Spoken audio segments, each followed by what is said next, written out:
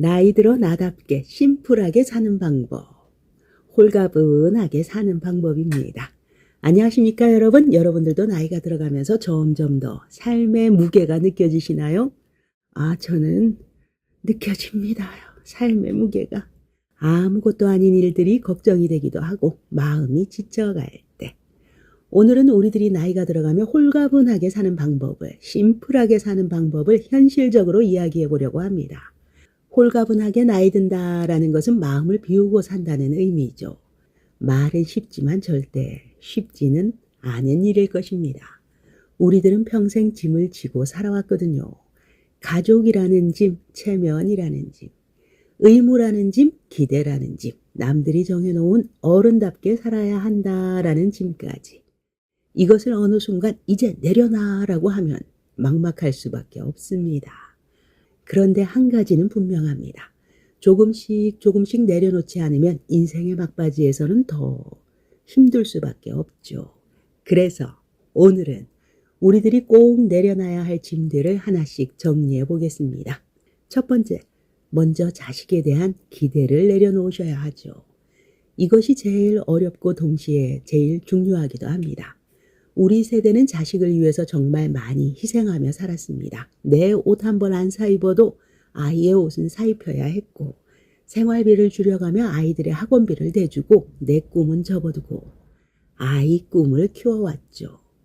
그런데 문제는 그 과정에서 내가 이렇게 너에게 했으니 너도 나에게 이 정도는 해줘야 된다. 이런 기대가 생긴다는 것입니다. 명절에 꼬박꼬박 찾아오길 바라고, 전화를 자주 하길 바라고, 용돈 당연하게 보내주길 바라고. 부모로서의 그 마음은 어찌 보면 당연할 수도 있겠지요. 우리 세대에서는 말이죠.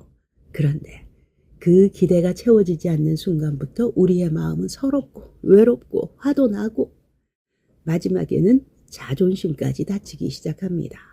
그렇게 밤새 잠을 못 자고 혼자 눈물 흘리고 친구에게 하소연도 해보고 마음의 병이 들기 시작하죠.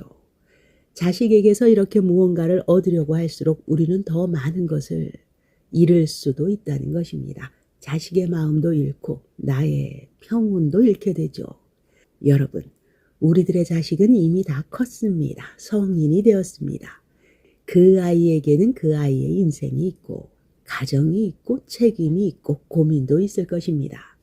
우리들의 젊을 때를 떠올려 보자면 나는 부모님께 매일 전화드리고 자주 찾아뵈었나요? 솔직히 우리도 쉽지는 않았습니다. 바쁘고들 힘들었으니까요. 그러니 이렇게 생각해 보셔야죠. 자식이 찾아오면 반갑게 맞이하고 안 오면 그런가 보다, 바쁜가 보다. 전화가 오면 반갑게 받고 안 오면 내가 먼저 짧게 안부만 묻고 끊으시면 되죠. 여기서 중요한 것은 이것입니다. 자식 인생에서 나는 더 이상 주인공이 아닙니다. 나는 조연일 뿐이죠. 나는 내 인생에서 내가 주인공인 것입니다. 이 사실을 받아들이는 순간 정말 마음이 조금씩 가벼워진다는 것입니다. 두 번째, 돈에 대한 집착을 내려놓으세요. 노후가 불안하니까 우리는 돈을 악착같이 쥐고 놓지 않으려고 합니다. 이 돈이라는 건 누구에게나 필요하죠. 어느 정도까지는 말입니다. 그런데요, 있는 돈을 쓰지도 못하고 불안해하며 쌓아두기만 하는 사람들, 이것은 너무 힘든 삶이 되죠. 나중에 병원비 들어가면 어떡해, 돈 필요할 거 아니야, 요양원 가면 어떡해, 자식한테 패 끼치면 안 되잖아. 맞는 말이죠. 하지만 그 나중이 언제일지는 우리들 아무도 모릅니다. 10년 후일 수도 20년 후일 수도 있습니다. 어쩌면 우리는 마지막까지 건강할 수도 있습니다. 그 불확실한 미래 때문에 지금의 행복을 통째로 포기한다는 것, 그것은 손해이죠. 돈은 쓰라고 있는 것입니다. 물론 흥청망청이 아니라 적당히 내가 살아있는 동안 내 몸이 움직일 수 있을 때 먹고 싶은 거 내 발로 가서 먹고, 가고 싶은 데 가고, 좋은 사람과 따뜻한 밥 한 끼 나누는 거, 이럴 때 쓰셔야죠. 친구랑 한 끼 먹는 밥, 10,000원, 20,000원 아까워서 집에만 틀어박혀 있으면 안 된다는 이야기입니다. 여행 경비 20만 원, 50만 원 아까워서 계속 미루시면 안 된다는 이야기죠.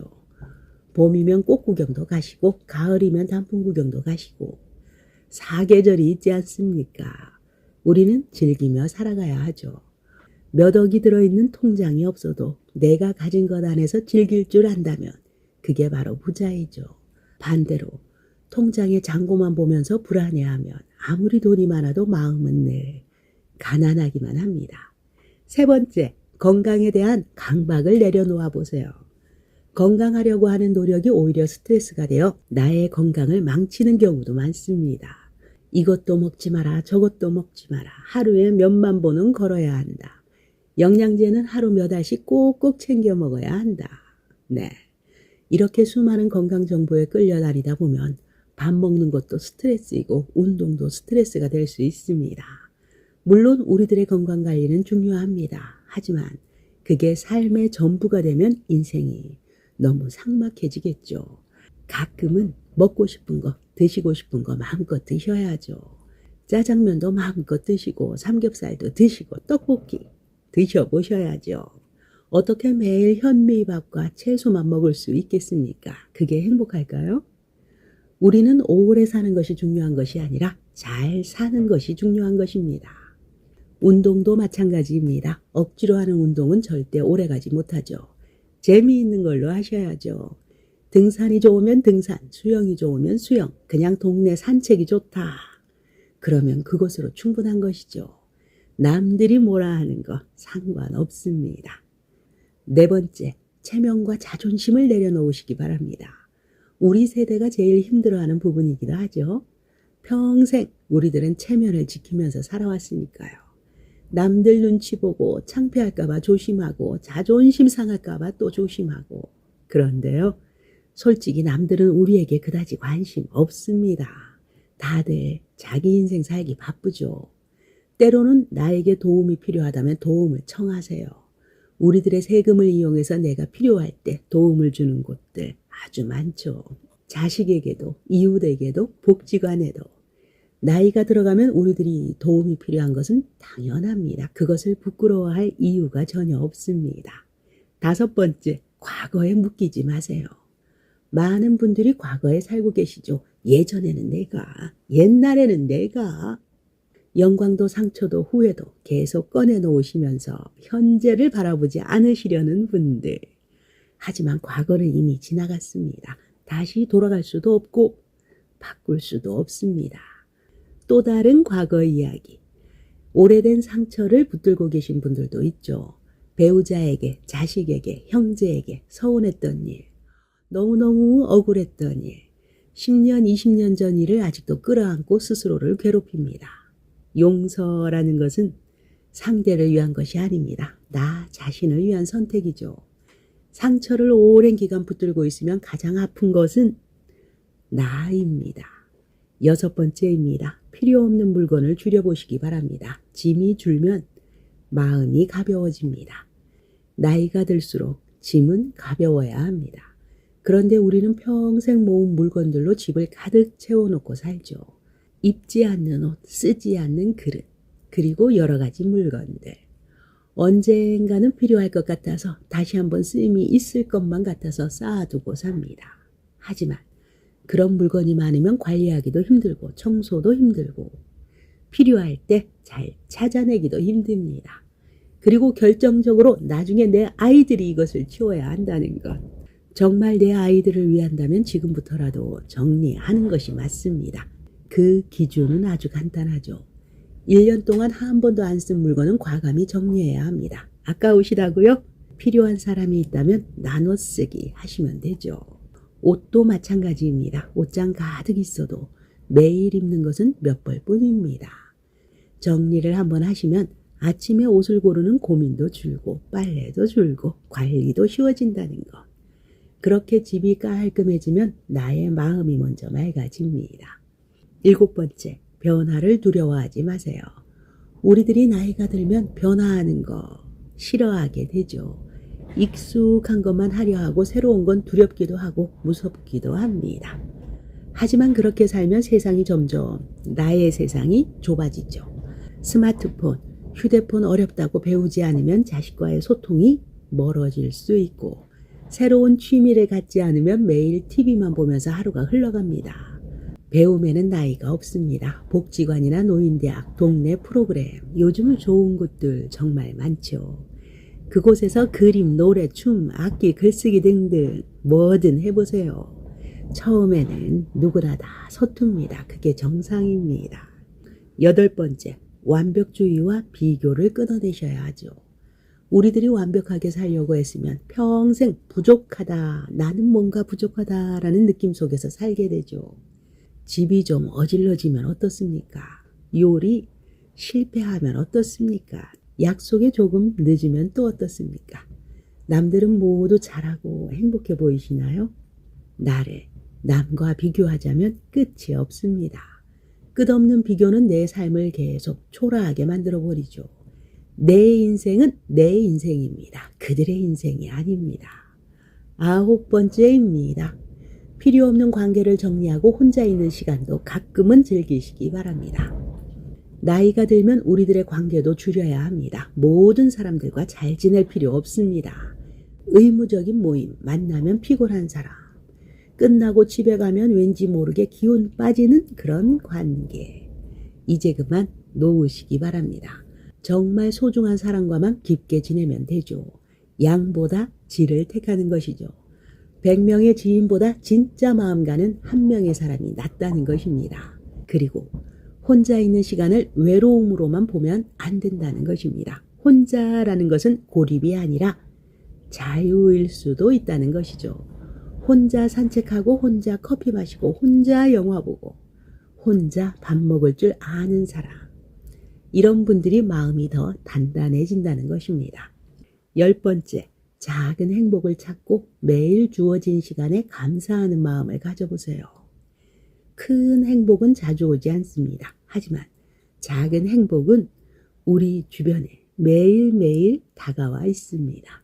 아침에 눈을 뜰 수 있는 것, 오늘 몸이 덜 아픈 것, 날씨가 맑고 좋아 산책할 수 있다는 것, 누군가의 따뜻한 인사 한마디. 이렇게 매일 감사한 것 3가지를 떠올려 보세요.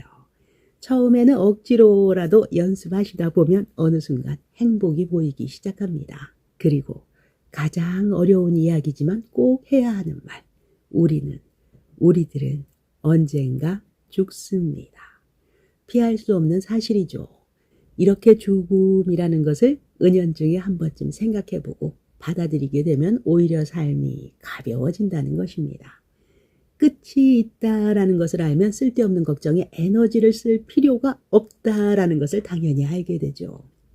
죽음을 생각하면 남의 시선, 체면, 자존심 같은 게 얼마나 하찮은지, 네, 그렇습니다. 바로 알게 되죠. 11번째, 용서하고 베풀고 사랑하시기 바랍니다. 스스로를 용서하고 남도 용서해 보세요. 용서는 약함이 아닙니다. 분노를 내려놓을 수 있는 강함이죠. 그리고 우리들은 가진 게 많지 않아도 베풀 수 있습니다. 돈이 아니라도 됩니다. 우리들의 시간을 나누어 쓰고 관심, 따뜻한 말 한마디면 충분하죠. 작은 친절은 내 마음을 먼저 밝게 만들어줍니다. 나는 아직도 누군가에게 의미 있는 사람이다. 우리들이 나이 들어가면서 가볍게 홀가분하게 산다는 것, 심플하게 산다는 것은 사랑하며 사는 것입니다. 나 자신을 사랑하며 주름진 얼굴, 느린 걸음, 그 모든 시간을 살아낸 나를 수고했다라고 스스로 보듬어 주는 것. 그것이 진짜 우리 어른들의 마음인 것입니다. 여러분, 우리들이 나이가 들어간다는 것은 절대 슬픈 일이 아닙니다. 오히려 축복일 수도 있습니다. 이렇게 오래 잘 살아왔다는 것 자체가 감사한 일이니까요. 남은 시간이 10년일지 20년이 될지 잘 모르지만 중요한 것은 얼마나 오래 사느냐가 아니라 어떻게 사느냐이죠. 무겁게 살지 마십시오. 짐을 내려놓으시기 바랍니다. 기대를 버리고 집착도 버리고 욕심도 버리시기 바랍니다. 오늘의 이야기가 여러분께 작은 위로가 되었길 바랍니다. 우리는 혼자가 아닙니다. 모두 비슷한 고민을 하며 살아갑니다. 영상이 도움이 되셨다면 구독과 좋아요 부탁드립니다. 다음에 또 좋은 이야기로 찾아뵙도록 하겠습니다. 오늘도 내일도 소리내어 껄껄껄 깔깔깔 웃는 날들 되시고요.